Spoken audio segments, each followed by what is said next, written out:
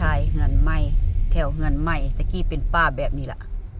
คือว่าเป็นของซีดีปัจสุดท้ายเป็นของอันนั้นเอกชนซับเขาเจ้า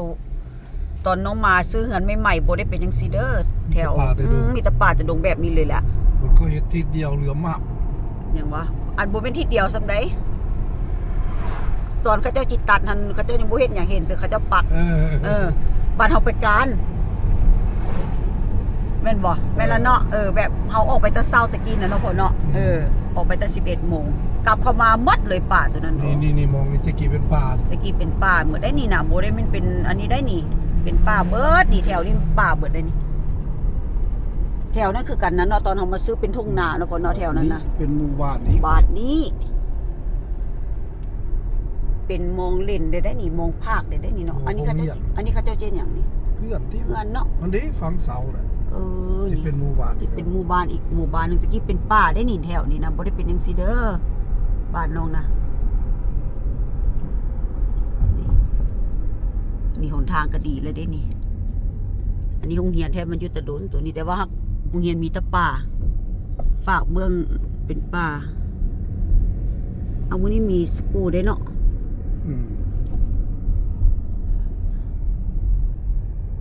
มีแต่นี้บ้านนี้ตอนมานี่ Butter Creek Crossing นี่หมู่บ้านนะButter Creek บ้านน่ะพอบ้านนี้เด้แล้วมันอยากให้ปิ๊บไปโลด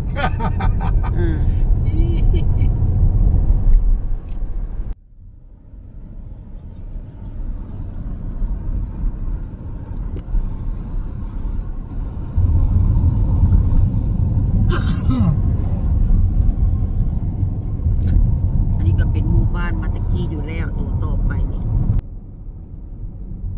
แต่ว่าพวกนี้เห็นบ่เป็นหมู่บ้านได้ตะกี้บ่แน่ใจ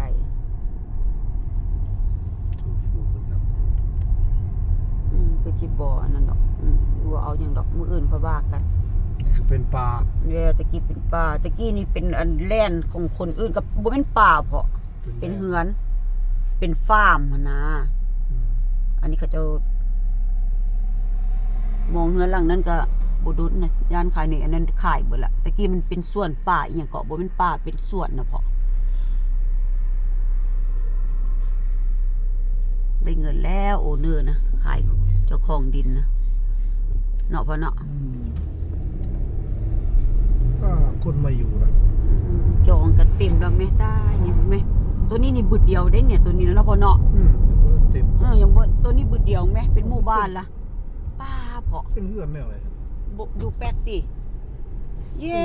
เฮาคือบ่ได้มาด้านนี้เพาะ8หลังต่อพุ่นน่ะตาเป็นหมู่บ้านหมดเลยแม่พุ่นน่ะตะกี้ที่เป็นแบบนี้เฮาบ่ได้มาแถวนี้โดนละเพาะตัวนี้ย่านขายที่มีสิทธิ์ขายแล้วนี่ขายอะไร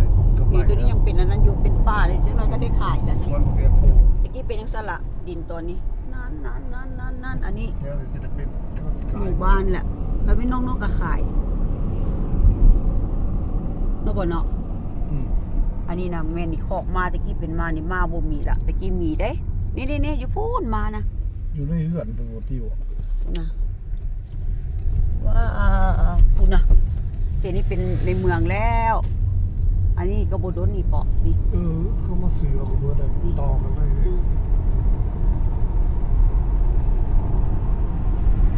มันเป็นไอ้ขายบ่ขายนี่ดินบ่กว้างคุณ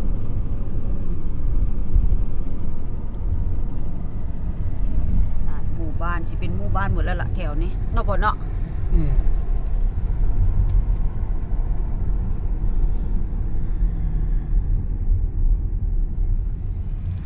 อันนี้สิออกไปวัดเสร็จวัดนั่นวัดเกรแซมเนาะพ่อเนาะอันนี้เนาะมันบ่เขาเจ้าห้องนะวัดฟอสเตอร์แม่นละฟอสเตอร์จากเกรแซมมาฟอสเตอร์บ้านน้องมันออกได้หลายทางเขาเราจะมาวัดฟอสเตอร์เขาก็มาทางนี้5 นาทีมาจากบ้านน้อง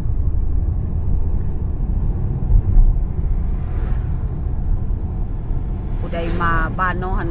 บางคนเพิ่นบ่หันฮู้หันเพิ่นก็มาตาม GPS นั่นเพิ่นเขาสิบอกลัดป่าลัดปูคันผู้ฮู้แล้วก็ลัดแบบนี้นะ อันนี้นี่ก็เมบีเดินเนี่ยเนาะพ่อเนาะเป็นของคนได้เนี่ยเนาะ เขาป้าไว้เขาป้าไว้ซื้อขายในเงินนี่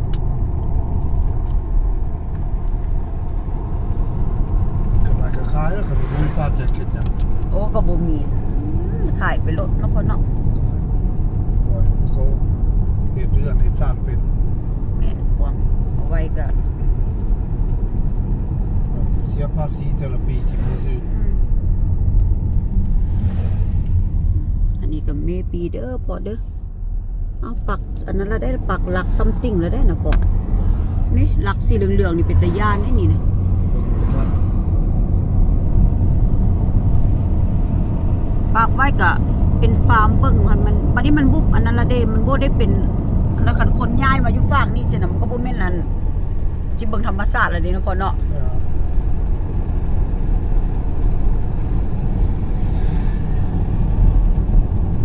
แล้วเบิ่งธรรมชาติแล้วออกไปทางพุ่นทางทะเลพุ่นบ่ยังบ่ อืม ออกไปอยู่พุ่นนี่ก็สิไปตัดไปหาพอร์ตแลนด์ออกไปฟรีเวย์สิไป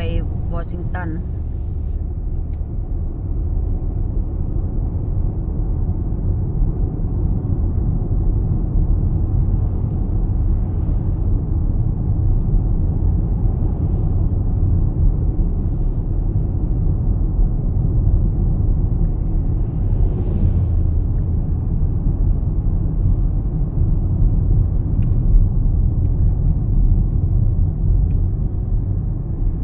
มื้อนี้บ่ฮอดเฮียสบอลูซ้ำ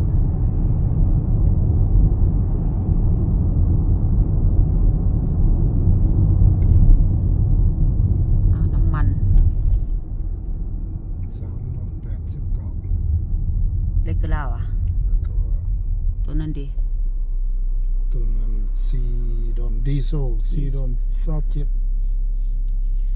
อยู่เนี่ยดีโซสิแพงกว่า อยู่บ้านเฮา อัดซัก อยู่บ้านเฮาก็แอดสั่งแพงตินำผิดได้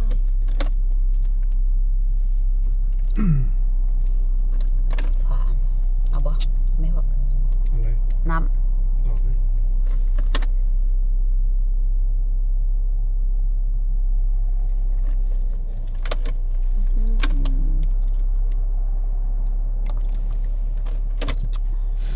ถ้าไฟแดง ตอนนี้เป็นเวลา2:15นัดเลยไป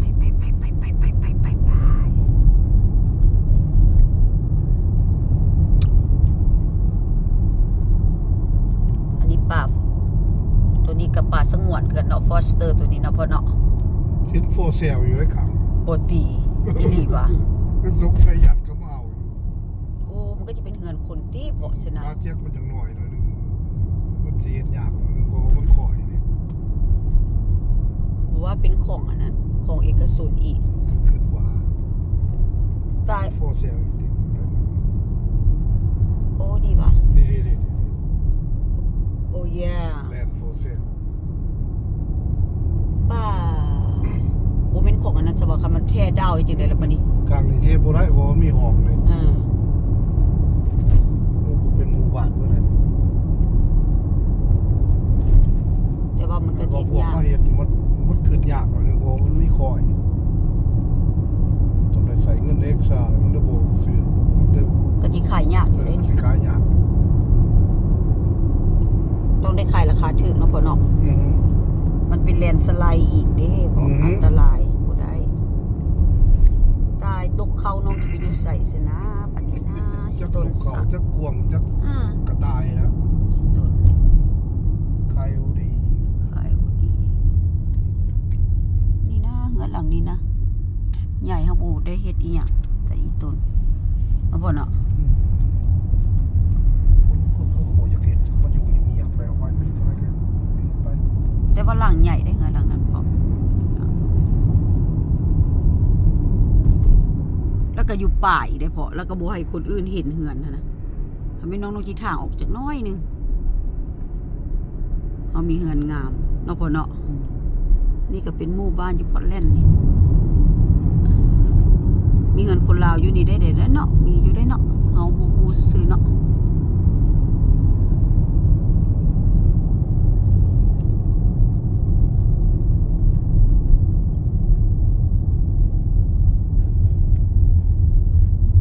ถ่ายนี้น้องจะจบคลิปแล้วเด้อ